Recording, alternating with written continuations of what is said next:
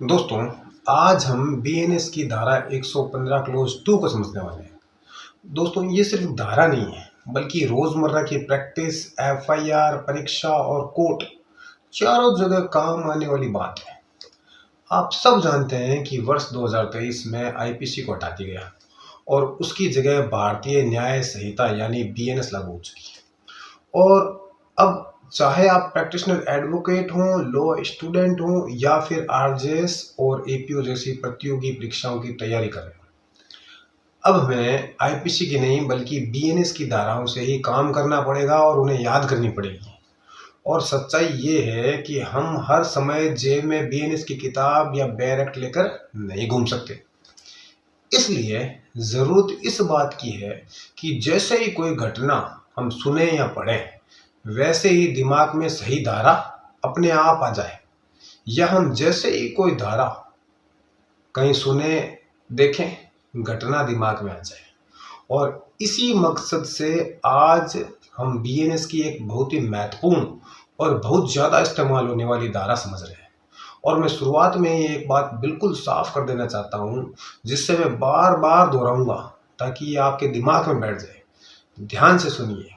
BNS की धारा 115 close 2 स्वेच्छा से उपति कारित करने के लिए दंड को परिभाषित करती है। अब इस लाइन को दिमाग में पकड़ लीजिए, क्योंकि आगे जो भी उदाहरण आएंगे हर जगह यही लाइन फिट होगी। अब दोस्तों, सबसे पहले ये समझिए कि उपति कोई बहुत बड़ा या भारी शब्द नहीं है। साधारण भाषा में उपति का मतलब है किसी व्यक्ति को शारीरिक दर्द, हल्की चोट, सूजन या लालिमा पहुंचाना।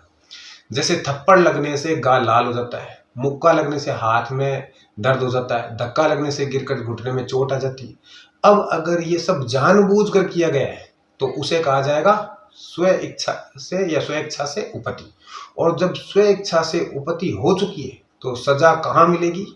यहीं पर हमें याद रखना है। बीएनएस की धारा 115 क्लोज 2 स्वेच्छा से उपति कारित करने के लिए दंड को परिभाषित करती है। अब चलिए इसे छोटे छोटे जो उदाहरण है उनसे बिल्कुल आसान भाषा में समझते हैं। मान लीजिए दो लोग गली में खड़े हैं, बात पहले सामान्य थी, फिर बहस होती है, बहस गुस्से में बदलती है और अचानक एक व्यक्ति सामने वाले को गुस्से में थप्पड़ मार देता है। थप्पड़ लगते ही गाल लाल हो जाता है, दर्द होता है, लेकिन ना कोई हथियार, ना कोई खून निकलता है, ना कोई हड्डी टूटती है। अब मैं आपसे पूछता हूं, अगर आप वकील हैं, एसएचओ हैं या आरजेएस की परीक्षा में केस पढ़ रहे हैं, तो आपके दिमाग में क्या आना चाहिए? जवाब एक ही है, यह स्वेच्छा से उपति है और इसके लिए बीएनएस की धारा 115(2) में क्लोज 2 में मिलेगा, क्योंकि फिर वही लाइन लागू होती है। बीएनएस की धारा 115 क्लोज 2 स्वेच्छा से उपति कारित करने के लिए दंड को परिभाषित करती है। अब दूसरा छोटा उदाहरण देखिए। मान लीजिए बस स्टैंड पर भीड़ है, एक व्यक्ति लाइन तोड़ने की कोशिश करता है, पीछे वाला मना करता है, गुस्से में पहला व्यक्ति जानबूझकर उसे धक्का दे देता है, वह गिर जाता है और घुटने में हल्की सी सूजन आ जाती है। अब ये कोई दुर्घटना नहीं है, जानबूझकर किया गया है, चोट साधारण है, तो यहाँ भी वही धारा आएगी, यानी बीएनएस की धारा 115 क्लोज 2। अब तीसरा उदाहरण लीजिए। दो भाई आपस में झगड़ा कर रहे हैं, गुस्से में एक भाई दूसरे के हाथ पर या पेट पर मुक्का मार देता है, उसके हाथ या पेट में दर्द होता है, हल्की सूजन भी आ जाती है, लेकिन कोई गंभीर चोट नहीं है। एफआईआर में क्या लिखा जाएगा? एफआईआर में लिखा जाएगा जानबूझकर मारपीट कर साधारण चोट पहुंचाई।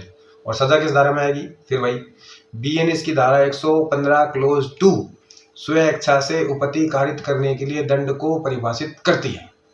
दोस्तों, अब मैं चाहता हूं कि आप ये समझें कि यह धारा उपति की परिभाषा नहीं बताती। यह बहुत बड़ी गलती होती है जब छात्र या नए वकील ये लिख देते हैं कि धारा 115 क्लोज 2 उपति को परिभाषित करती है। ऐसा बिल्कुल नहीं है। उपति की अवधारणा अलग है, लेकिन जब उपति हो चुकी है और वह स्वेच्छा से की गई है, तब दंड कहाँ मिलेगा? इसका जवाब है क्या? बीएनएस की धारा 115 क्लोज 2। अब एफआईआर के नजरिए से सोचिए। पुलिस ये नहीं लिखती कि उपति क्या है, पुलिस ये देखती कि चोट हुई या नहीं, चोट कैसी है और जानबूझकर हुई या नहीं। अगर एफआईआर में लिखा है कि गुस्से में थप्पड़ मारा गया जिससे दर्द और लालिमा हुई, यानी कि लगा लाल हो जाता है, तो एसएचओ के दिमाग में तुरंत आना चाहिए बीएनएस की धारा 115 क्लोज 2। और यही आदत आपको डालनी है। अब परीक्षा के नजरिए से समझिए। अगर आरजेएस या एपीओ की परीक्षा में सवाल आता है कि स्वेच्छा से उपति कारित करने के लिए दंड किस धारा में है, तो बिना सोचे आपका जवाब होना चाहिए क्या? बीएनएस की धारा 115 क्लोज 2।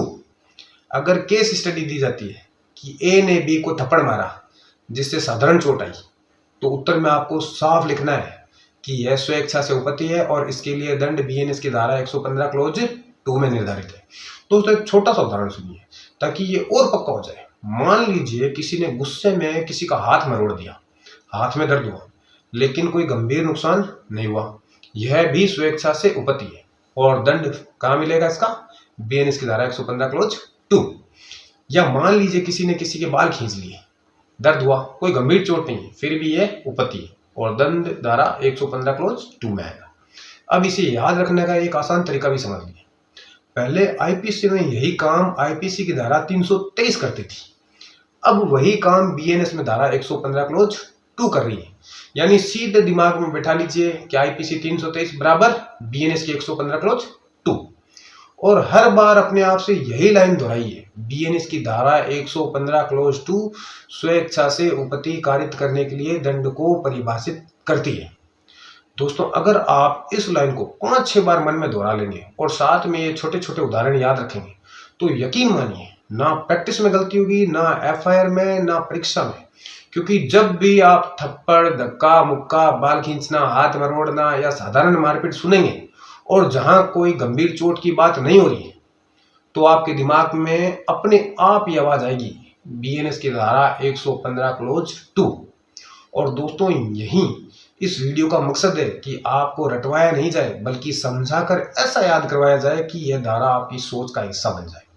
दोस्तों अब एक बहुत जरूरी बात समझ लीजिए, क्योंकि यहाँ पर ज्यादातर लोग अटक जाते हैं। हमने तो ये समझ लिया कि थप्पड़, धक्का या साधारण मारपीट से स्वेच्छा उपपत्ति है, लेकिन अब सवाल आता है कि इसका दंड क्या है और यही दंड बताने का काम करती है बीएनएस की धारा 115 क्लोज 2। इसलिए मैं फिर दोहराता हूँ बीएनएस की धारा 115 क्लोज 2 में स्वेच्छा से उपपत्ति कारित करने के लिए दंड को परिभाषित करती है और इस धारा के अनुसार अगर कोई व्यक्ति जानबूझकर किसी को साधारण चोट पहुंचाता है, जैसे थप्पड़ मारना, मुक्का मारना, धक्का देना या हाथ मरोड़ना, तो ऐसे व्यक्ति को 1 वर्ष तक का कारावास या 10,000 रुपए तक का जुर्माना या फिर कारावास और जुर्माना दोनों से दंडित किया जा सकता है। यानी कोर्ट के पास ये विवेक अधिकार है कि केस की परिस्थितियों को देखकर सिर्फ जुर्माना लगाए या जेल भेजे या दोनों सजा दे। उदाहरण के लिए अगर मामूली झगड़े में पहली बार थप्पड़ मारा गया है या मारपीट की गई है तो कोर्ट सिर्फ जुर्माना लगा सकती है, लेकिन अगर बार बार मारपीट की आदत है आपको तो 1 वर्ष तक की सजा भी दी जा सकती है। तो दोस्तों अंत में मैं एक बार फिर वही सबसे जरूरी लाइन दोहराकर बात खत्म करता हूं ताकि यह हमेशा के लिए आपके दिमाग में बैठ जाए। बीएनएस की धारा 115 क्लोज 2 स्व इच्छा से उपपत्ति कारित करने के लिए दंड को परिभाषित करती है और इसमें 1 वर्ष का कारावास या 10,000 रुपए तक का जुर्माना या फिर कारावास और जुर्माना दोनों से दंडित करने का प्रावधान है। दोस्तों अब मैं चाहूंगा कि आप मेरे कहने से एक बार कमेंट में बॉक्स में जाएं और वहां पर लिखें कि बीएनएस की धारा 115 क्लोज 2 स्वेच्छा से उपपत्ति कारित करने के लिए दंड। दोस्तों मैं आपसे इसलिए कमेंट नहीं करवा रहा हूँ कि मेरे को फायदा हो, बल्कि जब आप अभी इसे कमेंट में लिखेंगे तो ये भी किसी बात को याद रखने का फार्मूला है। इसलिए तो स्कूल में, कॉलेज में हमसे हर बात लिखवाई जाती थी। दोस्तों मेरा मकसद केवल इतना है कि आज इस वीडियो को देखने के बाद आपको कभी भी बीएनएस की धारा 115 क्लोज 2 यानी कि स्वेच्छा से उपपत्ति कारित करने के लिए दंड को परिभाषित करती है, ये बात आप कभी नहीं भूलें। और मुझे अब लग रहा है कि आपको बीएनएस की धारा 115 क्लोज 2 स्वेच्छा से उपपत्ति कारित करने के लिए दंड को परिभाषित करती है और इसमें 1 वर्ष तक का कारावास या 10,000 रुपए का जुर्माना या फिर कारावास और जुर्माना दोनों से दंडित करने का प्रावधान है। याद हो गया होगा। आप अगला वीडियो किस बीएनएस की किस धारा के लिए चाहते हैं, बीएनएस की किस धारा के लिए चाहते हैं जरूर बताएं। और अगर वीडियो अच्छा लगा हो तो लाइक करें, शेयर करें और चैनल को सब्सक्राइब जरूर करें, क्योंकि लीगल व्यू हिंदी के साथ कानून को समझना बहुत ही आसान है।